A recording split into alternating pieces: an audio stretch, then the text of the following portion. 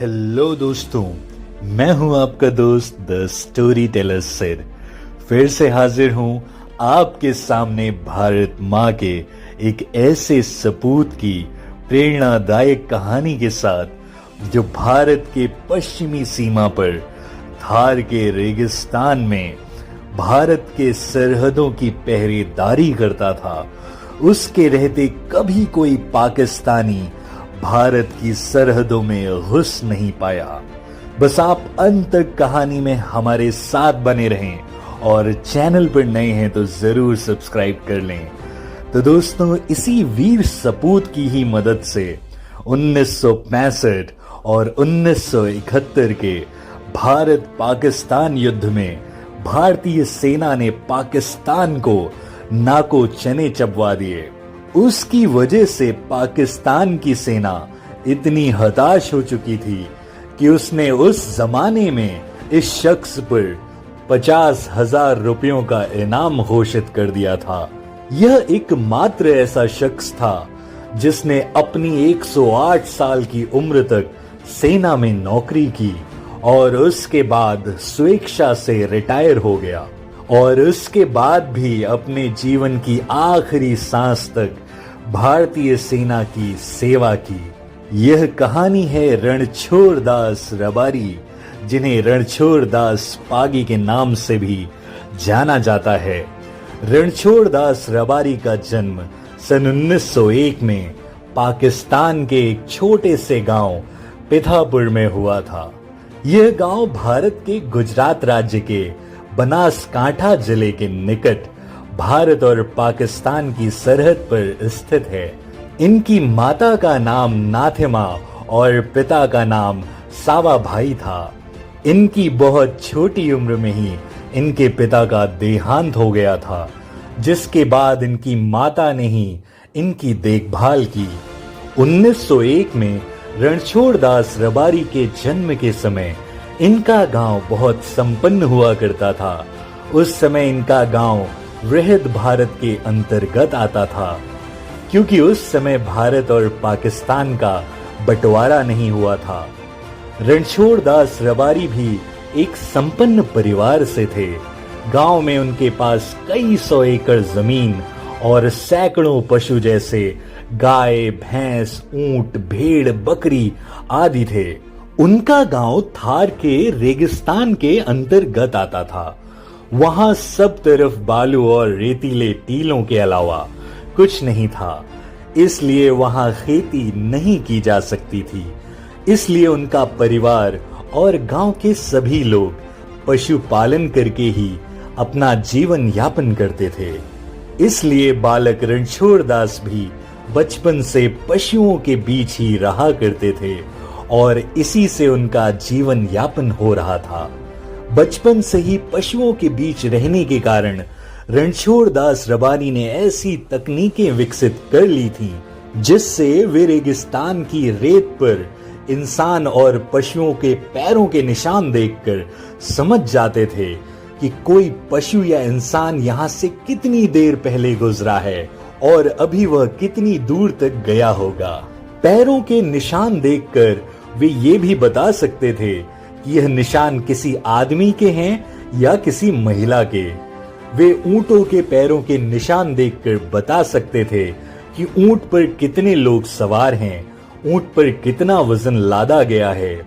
उनकी तकनीक इतनी विकसित थी कि वह रेत पर पैरों के निशान देखकर यह बता सकते थे कि किसी आदमी या पशु का उम्र या वजन क्या होगा।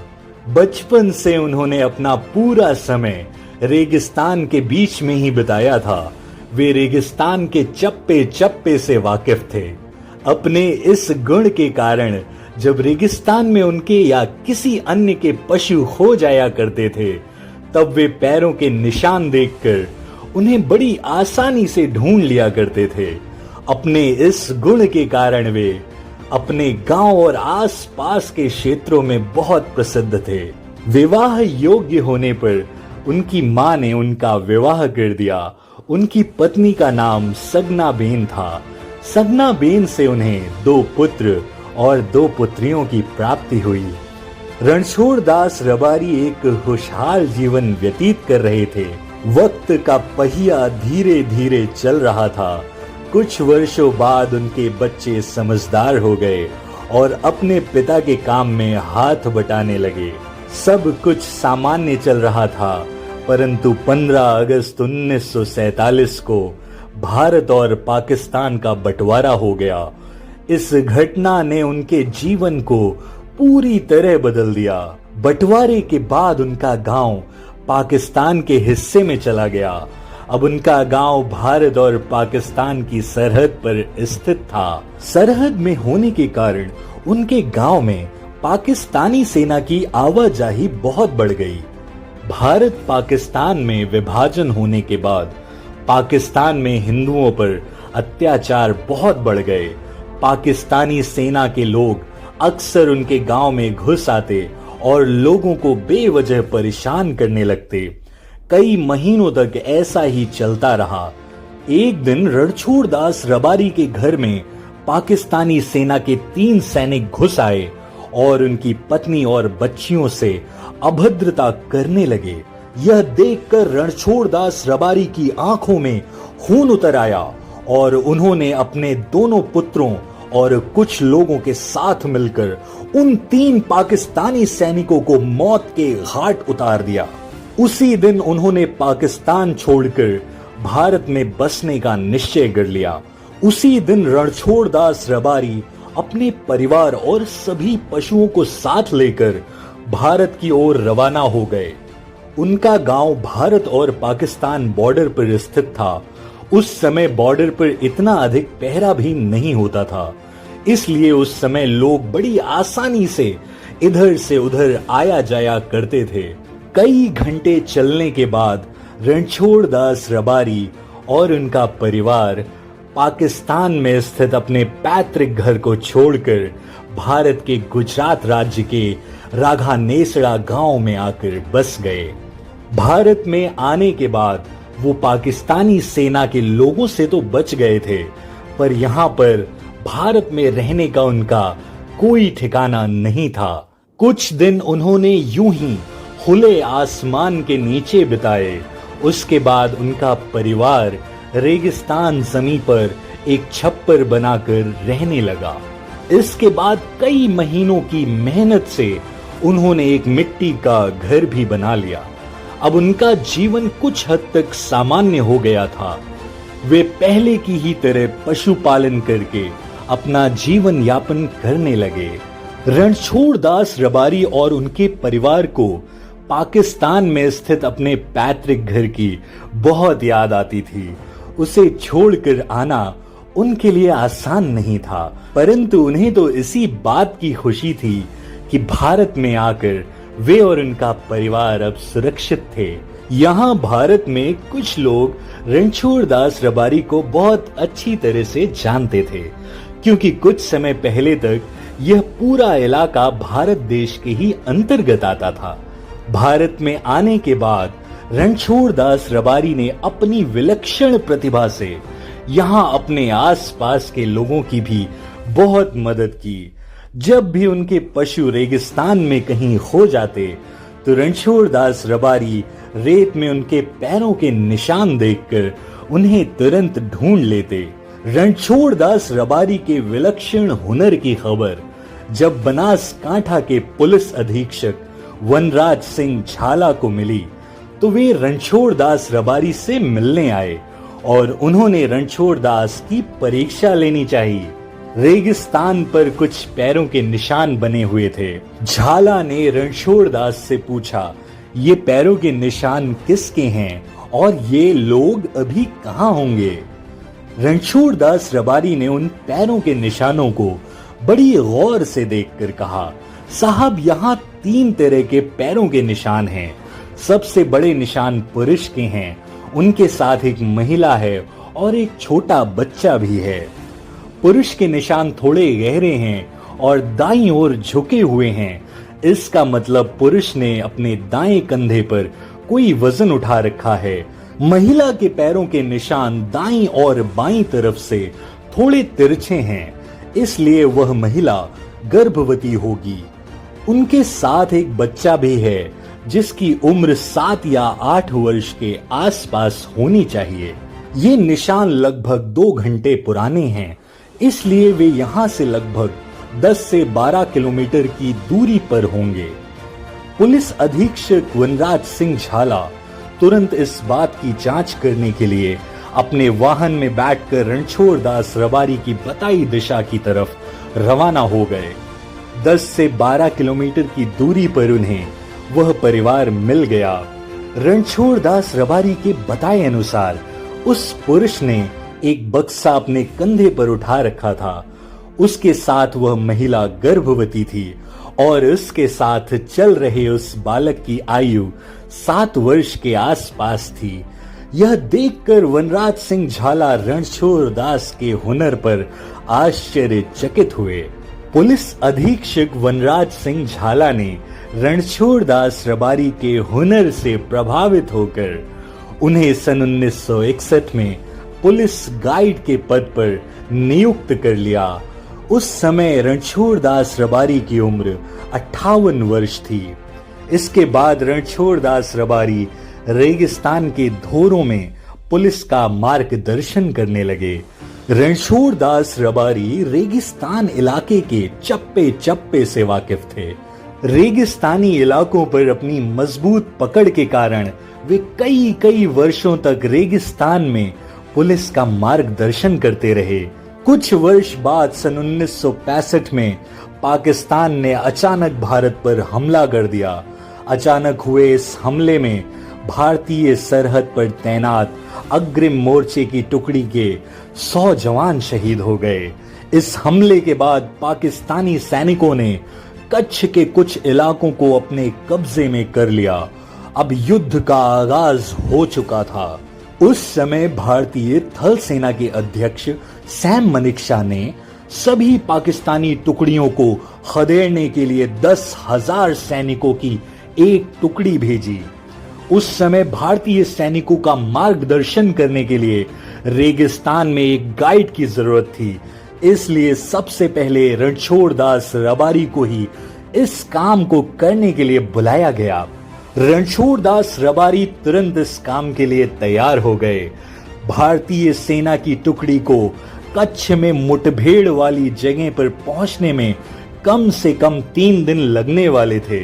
पाकिस्तानी सैनिक भी ये जानते थे कि कम से कम 3 दिनों तक तो भारतीय सेना यहां नहीं पहुंच सकती, इसलिए वे निश्चिंत होकर बैठे थे।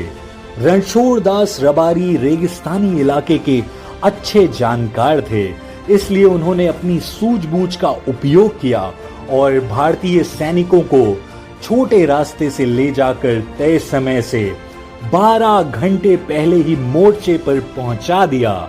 वहां मौजूद पैरों के निशानों को देखकर रणछोड़ दास ने भारतीय सेना को यह भी बता दिया कि कुल 1200 के आसपास पाकिस्तानी सैनिक यहां छिपे हुए हैं। साथ ही उन्होंने पाकिस्तानी सैनिकों के छिपने की जगह भी बता दी। भारतीय सैनिकों के लिए इतनी जानकारी काफी थी। उन्होंने अचानक पाकिस्तानी सैनिकों पर हमला कर दिया। पाकिस्तानी सैनिकों को उम्मीद भी नहीं थी कि भारतीय सैनिक इतनी जल्दी यहां पहुंच जाएंगे। अचानक हुए इस हमले से पाकिस्तानी सैनिक घबरा गए। भारतीय हमले में पाकिस्तान के कई सौ सैनिक मारे गए। भारतीय सैनिकों ने पाकिस्तानी सैनिकों को खदेड़कर इलाके को अपने कब्जे में कर लिया। भारतीय सेना रणछोड़ दास रबारी द्वारा दी गई जानकारी की सटीकता को देखकर दंग रह गई। उनके द्वारा बताई गई पाकिस्तानी सैनिकों की संख्या और उनके छिपने की जानकारी एकदम सटीक थी। उनके द्वारा दी गई जानकारी के कारण भारतीय सेना ने बड़ी आसानी से पाकिस्तानी सेना को खदेड़ दिया था।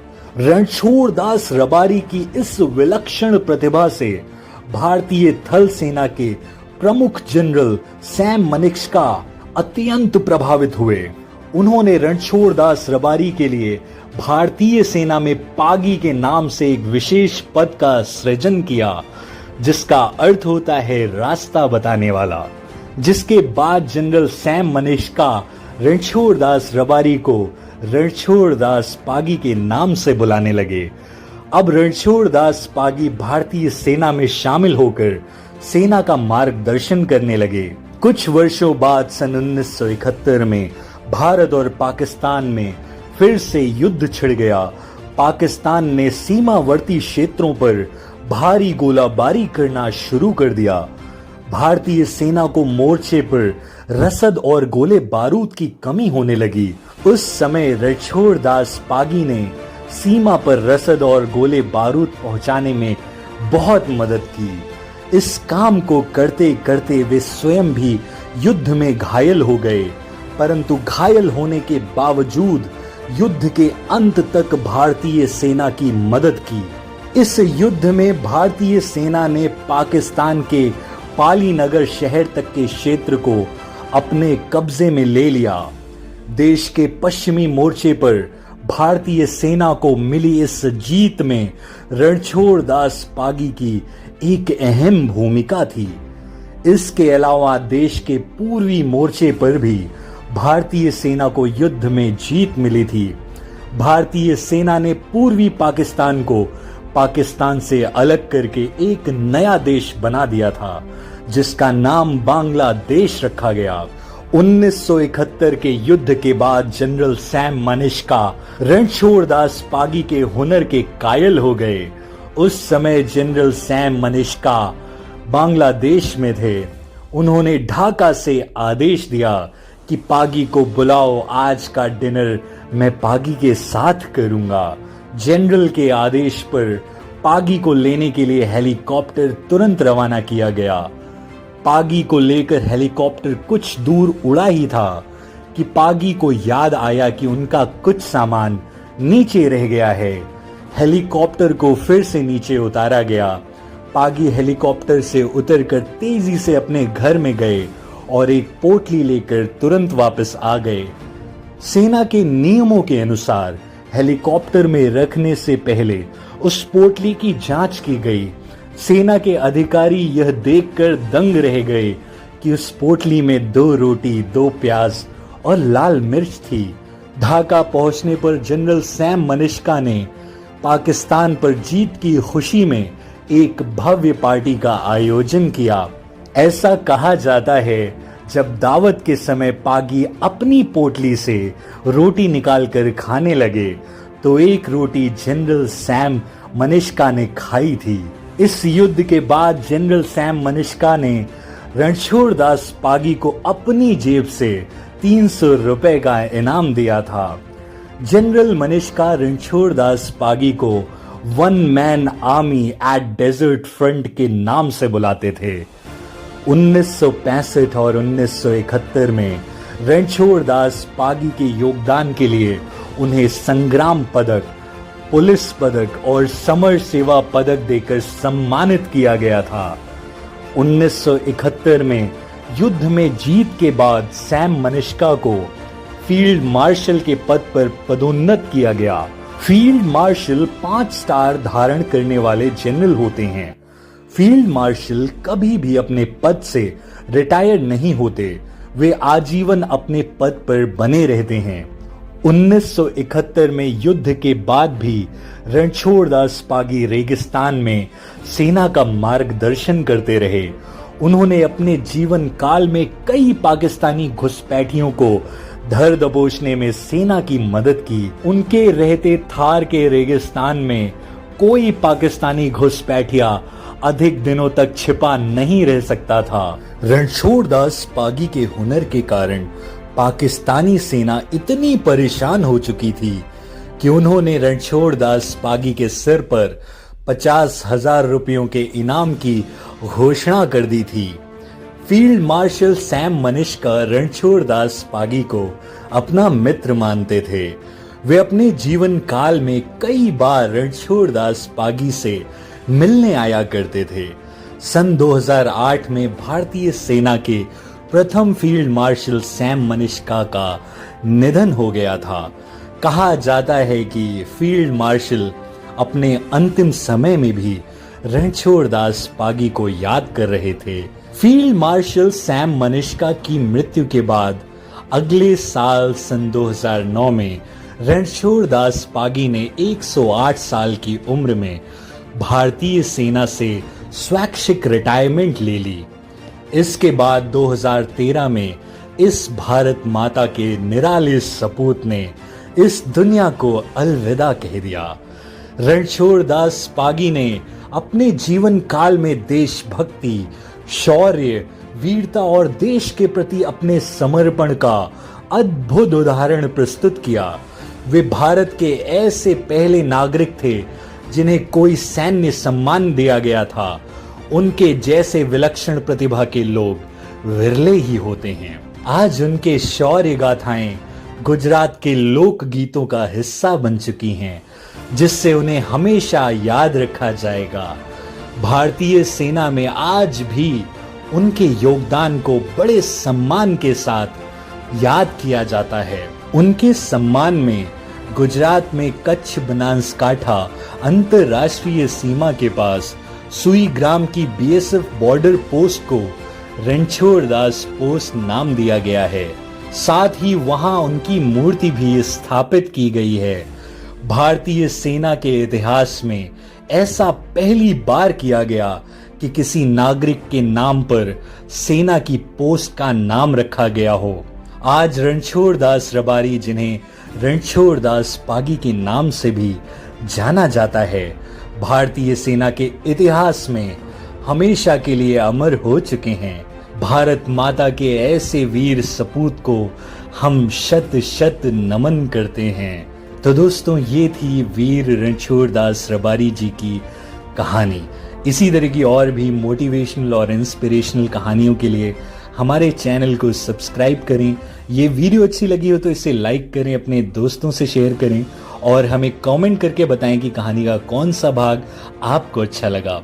मैं मिलूंगा आपको नेक्स्ट वीडियो में। तब तक अपना और अपनों का ख्याल रखें। Take care. धन्यवाद।